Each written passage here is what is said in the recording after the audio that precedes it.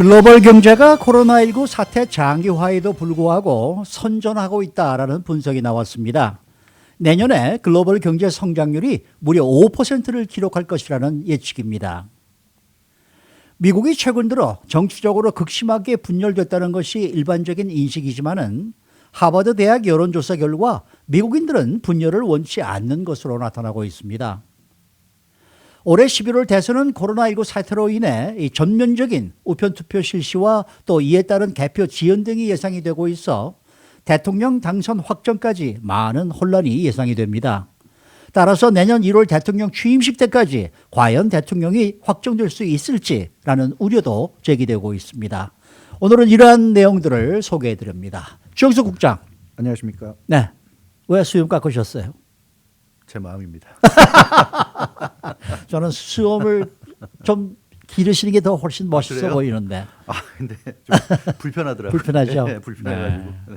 자, 어제 OECD 보고서가 나왔는데 글로벌 경제 전망과 관련해서 상당히 긍정적인 내용이었다고 합니다. 그렇습니다. 네. AP가 보도했는데요. 경제협력개발기구죠. OECD 그 보고서를 이제 근거로 했는데 글로벌 경제가 우려했던 것에 비하면 상당히 선전하고 있고 그 바탕 위에서 경제 회복도 예상보다 빨리 이뤄질 가능성이 높다 하는 그런 네. 내용입니다. 그 구체적인 OECD 보고서 내용을 보면 G2 국가인 미국과 중국 경제가 모두 좋은 모습이고 그런 미국과 중국의 좋은 경제 그 영향이 전 세계 경제에 긍정적인 파급 효과를 일으켜서 글로벌 경제 상황이 당초 예상보다는 훨씬 좋은 상태라는 겁니다. 네. 그래서 그 OECD 보고서 내용을 보면 올해 세계 GDP가 평균 4.5% 감소할 것이라는 예상입니다. 네. 근데 이게 OECD 보고서가 지난 6월에도 나왔는데요. 아하. 그때는 6% 감소 예상이었는데 네. 이번에 3개월 만에 4.5%니까 1.5%가 줄어든 거죠. 어허, 그러니까 어허. 감소는 맞지만 네. 감소하는 폭이 좀 줄어든다. 줄어든 거예요. 네. 그래서 3개월이 경과된 상황에서 줄어들었다는 건 굉장히 그 경제가 좀 잘 이루어지고 있다는 그런 네. 얘기가 될 것 같고요. 그래서 이 OECD 보고서는 글로벌 경제가 올해 바닥을 찍고 지금 뭐 찍었는지 아니면 이제 찍으러 가는 건지 모르겠지만 아무튼 올해 찍고 내년에 반등할 것이다 이렇게 네. 전망을 했고요. 그 내년 세계 경제 그 평균 성장률은 5%로 네. 이렇게 나타나서 지금 이 코로나19 침체기를 감안한다면 상당히 그 고무적인 그런 예측이 아닌가 싶습니다. 뭐 소식은 상당히 반가운 네. 소식인 건 틀림이 없는데 과연 정말 내년 경제가 좋아질까? 이건 아직도 조금 미지수 아니겠습니까? 그렇죠. 이건 어디까지나 예측이고 전망이고요. 네. 예측이나 전망은 틀릴 가능성도 있다는 건 염두에 둬야 될 네. 겁니다. 그 OECD도 그런 얘기는 하고 있어요. 그러니까 전반적인 흐름이라든가 그런 걸 따졌을 때 객관적으로 그렇게 5% 정도 내년에 경제 성장할 것 같다는 거는 자기들이 내놓을 수 있는 수치긴 하지만 거기에는 전제가 있다는 거죠. 불확실성이 있다는 겁니다. 네, 네. 그 코로나19 팬데믹이 지금 계속되고 있잖아요. 그렇죠. 최근에 보면 뭐 인도라든가 유럽 같은 데서는 다시 또 재확산되는 모습인 글쎄 것 같고요. 말이에요. 지금 이곳 남가주도 샌디에고가 가장 먼저 레드로 내려갔다가 다시 지금 퍼플로 올라간다는 얘기도 좀 나오고 있는데 이만큼 코로나19 바이러스가 줄어드는 것 같으면 또 다시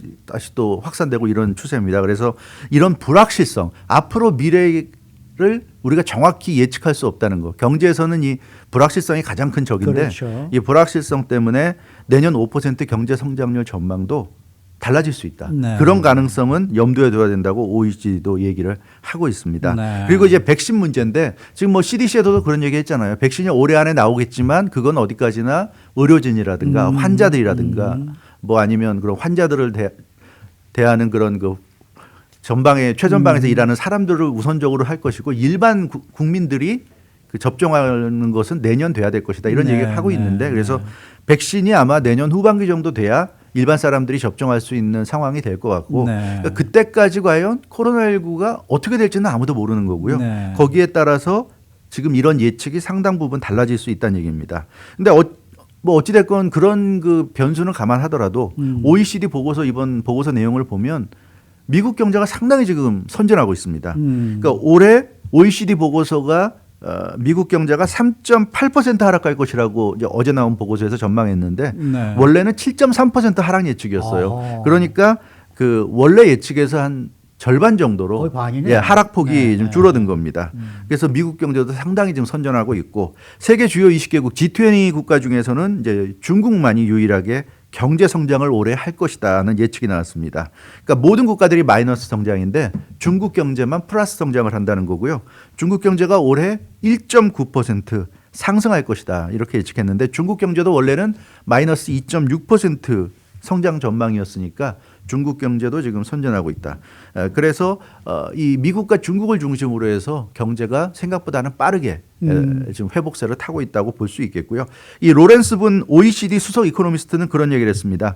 모든 방법을 동원해서 가장 우리가 우선적으로 해야 될 것은 역시 소비자 신뢰를 회복하는 것이다. 그것이 경제 회복으로 가는 가장 빠르고 확실한 방법이다 이렇게 네. 강조했습니다. 그러니까 소비자 신뢰가 회복돼서 소비가 이루어지고 그렇게 돼야 돈이 돌면서 경제가 좋아지는데 이제 그러기 위해서는 소비자 신뢰가 회복될 수 있는 여건이 마련돼야 된다는 거죠. 그렇죠. 그게 뭐냐면 일자리입니다. 네. 그래서 세계 각국 정부들이 일자리를 더 많이 만들어야 되고 또 투자에 대한 지원을 더 늘려야 한다. 네, 그래서 네, 기업이든 사람이든 투자를 하게끔 유도해야 된다. 이제 이런 얘기고요. 그런 게 이루어지면 소비 심리가 회복될 것이고 그러면 경제는 좋아진다. 이런 얘기입니다. 그래서 이 OECD 수석 이코노미스트는 그런 얘기를 했어요. 앞서 대공황이라든가 금융 위기 사태라든가 이럴 때 그 실수란 것이 있다. 그것은 각종 부양 조치를 취하다가 너무 빨리 부양 조치를 끝냈다. 끝냈다. 그래서 이번에는 필요할 때까지 충분히 부양 조치를 해줘야 된다. 네. 그러니까 지금은 부양 조치를 열심히 해야 된다. 뭐 이런 얘기를 하고 있는데 네. 뭐 그런 부분은 좀 논쟁을 할 수도 있는 부분이겠지만 어찌됐건 뭐 지금 추세라면 뭐 큰 이변이 없는 한 내년에는 경제 회복이 예상된다는 거니까 일단 흐름상으로는 상당히 좋은 흐름이다. 그러네요. 뭐 그렇게 우리가 받아들이면 될 것 같습니다. 네. 자, 다음 토픽으로 넘어가겠습니다. 미국이 지금 상당히 분열되어 있다라는 것이 이제 대체적인 인식인데 네. 정작 미국인들은 그렇게 생각하지 않는 것으로 나타났어요. 그렇습니다. 그 하버드 대학 인권정치연구소가 네. 최근에 그 여론조사했고 그 결과를 이제 발표했는데 그걸 보면 미국 유권자들은 분열이 아닌 단합을 원하는 것으로 나타났습니다. 네, 네. 그 하버드 대학 교사 결과 보면 유권자들 평균 10명 중 7명 이상이 자기와 다른 사람들 사이에 공통점이 있다 이렇게 응답했어요. 그래서 헌법에서 보장하는 그 권리보다 훨씬 더 다양하게 개인의 권리가 보장돼야 된다. 뭐 이런 생각을 했고 또 그런 바탕 위에서 이 분열은 워싱턴 정치권이 조장하는 거지 일반 국민들 개개인이 그렇게 하고 있는 건 아니다. 이런 인식들 하고 있어요. 그러니까 분열이라는 건 워싱턴 정치권이 만들어내는 그런 좀 이 뭐라 그럴까요? 마타도 같은 것이지 네, 실제 그 현실에서 그런 일은 별로 없다. 이렇게 얘기하고 있습니다. 그렇기 때문에 이런 유권자들의 메시지가 상당히 중요하다고 지금 하버드 대학은 분석을 하고 있는데요. 트럼프 대통령이나 조 바이든 후보가 이런 유권자들의 메시지를 어떻게 받아들이고 어떤 캠페인을 전개하느냐에 따라서 11월 대선에도 상당한 영향을 미칠 것이다 하는 얘기입니다. 그러니까 미국인들은 생각보다 더 상당한 정도로 이 초당적으로 지금 생각을 하고 있다는 얘기겠네요. 바로 그 점이에요. 중요한 네. 사안들을 우리가 이제 논의하겠지만 그걸 뭐 공화당을 지지한다고 해서 이렇게 생각하고 가고. 민주당을 생각한다고 해서 저렇게 가고 이게 아니라 그게 아니다. 어떤 사안에 대해서는 대부분의 사람들이 비슷하게 생각한다는 얘기입니다. 네. 그게 굉장히 이제 중요한 부분인데요. 그 예를 들어서 뭐 표현의 자유, 종교의 자유 같은 헌법적으로 보장된 권리는 뭐 당연히 중요한 권리지만 네. 미국인들이 생각할 때 그런 기본적인 헌법적 권리 이상의 그런 어떤 권리를 굉장히 중시한다고 그래요. 네. 이게 이제 초당적인 생각인데 예를 들어서 깨끗한 공기와 물을 누릴 권리 네. 이것에 대해서 93%가 중요하다고 응답했다고 그렇죠. 그럽니다. 93%면 뭐 전체가 다죠. 다죠. 예. 개인 정보를 보호받을 권리가 중요하다는 응답도 역시 93%였고요. 양질의 교육을 받을 권리가 92%, 인종 간의 평등 필요하다는 게 92%, 저렴한 의료보험 필요하다 89%, 일할 수 있는 권리 85%. 그러니까 이건 공화당이고 민주당이고 떠나서 지금 네. 말씀드린 이런 사안들에 대해서는 모든 미국 유권자들이 똑같은 생각을 하고 있는 겁니다. 네, 근데 네. 이런 부분을 또 각 그 민주당이나 공화당 같은 경우는 자기 당이 어떤 정치적인 이해득실에 따라서 좀 교묘하게 정치적인 구호를 가지고 이걸 바꾸고 있는데 그런 것이 오히려 선거에서 심판받을 수도 있다. 뭐 이런 예측을 지금 하버드 대학이 하고 있는 거고요. 네. 특히 전통적으로 굉장히 전통적인 분열 이슈로 꼽히는 뭐 이민 문제라든가 여성보호라는 게 결국 낙태잖아요. 그렇죠. 낙태인데 여기에 대해서도 66%와 72%가 지지한다고 그랬습니다. 네. 그러니까 낙태 같은 경우는 뭐 보수적인 쪽은 낙태는 인정 안 되고 진보적인 쪽이 인정한다 이렇게 생각하는데 이번 그게 조사에 아니라는 보면 얘기네요. 예, 여성을 보호하는 낙태 문제는 72%가 지지한다고 나왔고요. 네. 이민도 66%가 지지한다고 나왔다. 그래서 하버드 대학 측은 당파적 대립을 찾아보기 힘들었다. 이런 지금 분석을 내놓고 있습니다. 따라서 이 민주당이나 공화당이나 이런 유권자들을 잘 헤아려야 될 것이고 특히 정치권이 앞서서 분열을 조장하는 이런 행위만큼은 좀 안 해야 되겠다. 네. 유권자들이 분열해도 정치권이 오히려 그렇지 않은 모습을 보여줘야 되는데 지금은 반대라는 거죠. 네. 유권자들은 분열이 싫고 좀 단합된 그런 분위기를 원하는데 정치권이 그렇게 안 되도록 지금 몰아가고 있다. 이렇게 지금 하버드 대학은 보고 있고요. 네. 그런 면에서 남은 그 대선 기간 또 선거 기간 동안에 이제 어떤 메시지를 전하느냐 유권자들의 판단이 굉장히 좀 흥미로울 네. 것 같습니다. 네. 자, 이번 11월 대선은 여러 가지로 아주 흥미로운 상황인데 특히 그 코로나19 때문에 지금 우편 투표가 대세를 이룰 것으로 보이고 있어요. 네, 그렇죠. 뭐 캘리포니아 주만 해도 뭐 지금 다 우편 우편 투표죠. 투표로 네. 가겠다 네. 지금 이렇게 얘기를 하고 있는데 네. 이렇게 우편 투표를 하게 되면은 지금 이제 우려되는 게 개표가 지연되고 네. 또 결과에 대한 불복 뭐 이런 것들이 우려돼 가지고 이 당선자가 확정되는 게 좀 시간이 걸릴 것이다. 네. 이런 지금 얘기가 나오고 있단 그렇죠. 말이에요. 선거는 11월 3일인데요. 대통령 취임일은 내년 1월 20일입니다. 1월이죠. 네. 그러니까 뭐 한 선거 끝나고도 한 2달 정도, 두달 반이에요. 반 정도 남는데 과연 그 기간 동안에 모든 혼란이 종식이 되고 예정대로 누군가가 대통령에 취임할 수 있을 것인가. 이게 굉장히 지금 그 화두가 되고 있다. 이렇게 글쎄요. 야후 뉴스가 오늘 보도했어요. 네, 네. 근데 야후 뉴스는 그런 얘기를 하고 있습니다. 굉장한 혼란이 예상되고 있고 그래서 과연 제대로 대통령 취임이 이루어질까 걱정하지만 그래도 누군가는 1월 20일 날 대통령직에 올라야 되는. 오를 것이다. 취임식을 할 수 있을 것이다. 이렇게 얘기하고 있습니다. 네. 왜 그렇게 야후 뉴스가 보도했냐면 수정헌법과 연방법이 그렇게 규정하고 있기 때문이다. 네. 이런 얘기를 하고 있어요. 그러니까 아무리 혼란스러워도 결국은 누군가는 대통령이 된다. 이제 이런 얘기인데 그 11월 3일 선거일이니까 뭐 정상적이라면 바로 그 다음 날 적어도 11월 4일 수요일 날은 승자가 결정이 돼야 되는 건데요. 공식적으로 나와야 되는데 어쩌면은 그때 승자가 결정되지 않을 수 있다는 얘기예요. 네, 그럴 가능성은 네. 대단히 높다는 얘기고 네. 그러나 승자가 곧바로 나오지 않더라도 그 1월 20일까지 한 2달 반 정도 남은 기간 동안에 모든 혼란이 해결될 수 있을 것이다. 이제 그런 얘기인데 네. 그 우편 투표가 예상외로 많아진다고 하더라도 또 그래서 재검표해야 하는 상황이 온다 하더라도 대통령 취임식까지 2달 이상의 기간이 남고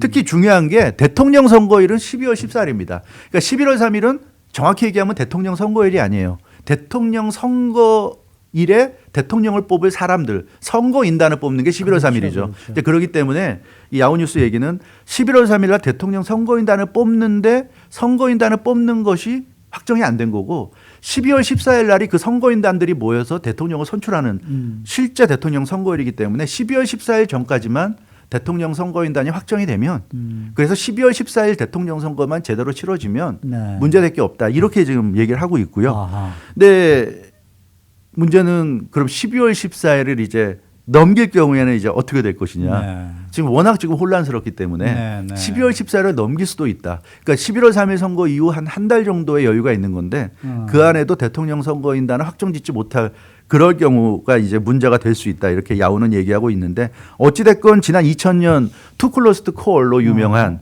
그 조지 W 부시와 엘고 부통령 네, 그때도 네, 네. 법원이 재검표를 기각했거든요. 네. 그 얘기는 1월 20일 그러니까 그 대통령 선거 취임일이 굉장히 중요하다. 그걸 네. 넘겨서는 안 된다. 그런 메시지를 그때 이미 분명하게 보였다는 거죠. 그래서 네. 어떤 상황에서도 취임일을 넘기지 않을 것이다. 뭐 이런 얘기인 것 같습니다. 네. 사실 뭐 투표 결과가 어느 정도 박빙인지 네. 또 개표가 얼마나 신속하게 정확하게 이루어질 것인지 이게 패자가 승복할 것인지 네. 뭐 여러 가지 지금 문제가 있어서 네. 그렇게 낙관적이지만은 않은 것 같은 느낌이 들어요. 그렇죠. 이번 투표가. 맞습니다. 그러니까 선거인단 중에 270명 이상을 확보한 사람이 이제 대통령이 되는 건데 어떤 이유로건 그 선거인단 270명 확보가 확정이 안 될 수가 있어요. 네. 이제 그럴 경우에 어떻게 되느냐 하면 그 11월 선거에서 대통령뿐만 아니라 연방상원, 연방하원도 새롭게 이제 선출이 돼서 구성되지 않았습니까? 네. 그러니까 그 1월 초에 컨틴전트 election. 그러니까 한국말로 하면 재투표죠.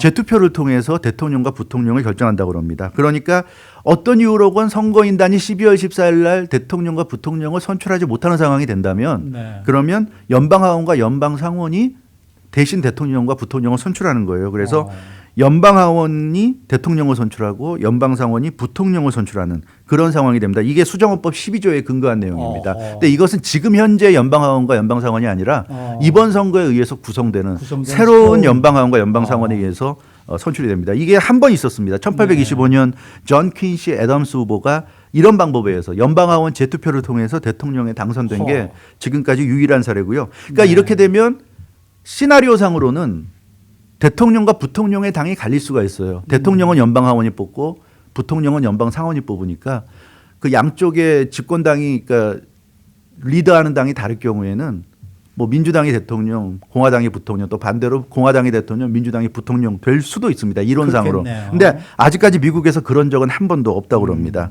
그리고 이 만약에 의회마저도 대통령과 부통령을 선출하지 못하는 경우 지금 뭐 아시다시피 워싱턴 정치권이 극단적으로 갈려 있고 만약에 연방하원이 대통령을 뽑는다 그러면 그 미국의 어떤 여론이 굉장히 뒤집힐 가능성이 있단 말이에요. 그래서 정치적 부담이 크기 때문에 수정헌법상으로는 그렇게 하는 게 가능하지만 정치적 부담이 너무 크기 때문에 그렇게 못할 수도 있다는 얘기예요. 그러면 어떻게 되느냐? 수정헌법 20조에 의해서 결정된다고 그럽니다. 부통령 당선자가 나오고 만약에 대통령 당선자가 못 나오는 경우에는 부통령 당선자가 대통령 권한대행이 돼서 대통령이 결정될 때까지 대통령으로서의 업무를 수행할 수 있다. 이게 수정헌법 20조란 거예요. 왜냐하면 대통령보다 부통령은 부담이 덜하니까 부통령은 선출하되 대통령을 선출 못할 수 있는데 그러면 그냥 부통령이 대통령 역할을 수행할 수 있는 거고 만약에 부통령도 못 뽑는다. 그러니까 대통령, 부통령이 전부 다 미정이다. 이러면은 이제 대통령직 승계법이 있습니다. Presidential Succession Act라고 있는데요. 여기에 의해서 그 순위대로 하는데 1순위가 연방하원 의장, 2순위가 연방상원 의장, 3순위가 이제 장관들입니다. 뭐 국무장관부터 시작이 되겠죠. 네. 그러니까 이 순서대로 액팅으로 대통령직을 하다가 대통령이 결정될 때 그 권한을 주게 되겠는데요. 그렇게까지 가면은 정말 이건 미국이 정말 대개방신이죠. 대방신이죠. 이게 어찌됐건 지금 워낙에 이번 우편 투표로 치러질 이번 대선을 둘러싸고 워낙에 그 양당의 갈등이 지금 극심한 데다가 뭐 트럼프 대통령이 또 뭐 결과가 잘못될 수 있다는 얘기 계속 하고 있기 때문에 지금 아마 야후뉴스도 이런 시나리오를 제시한 것 같은데요. 글쎄 이런 시나리오가 나온다면 굉장한 혼란이 그러면 될 수도 있을 것 같습니다. 네, 수고 많으셨습니다. 주영석 국장이었습니다.